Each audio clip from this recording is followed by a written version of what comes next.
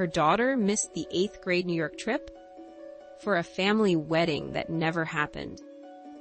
The aunt called off the engagement a few days before the ceremony.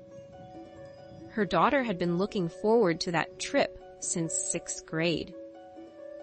The parents promised she could go as long as her grades were good and she stayed out of trouble. She held up her end. Then the wedding date landed on the same week as spring break. The parents chose the family reunion, knowing it might be the last chance to see aging relatives, including great-grandparents. The daughter was heartbroken but accepted it.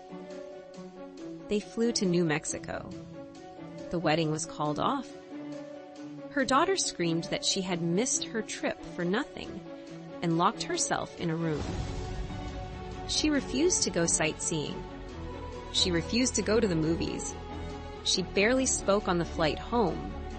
3 years later, she still resented them and her aunt equally. Now, the mother's son was approaching 8th grade, and she was still carrying the question of whether she had made the right call. Nobody could have predicted the cancellation. But her daughter's grief was real regardless. Have you ever made the right decision and still watched someone you love carry the cost of it for years? Most people focus on the logic of the choice. Nobody looks at what it means.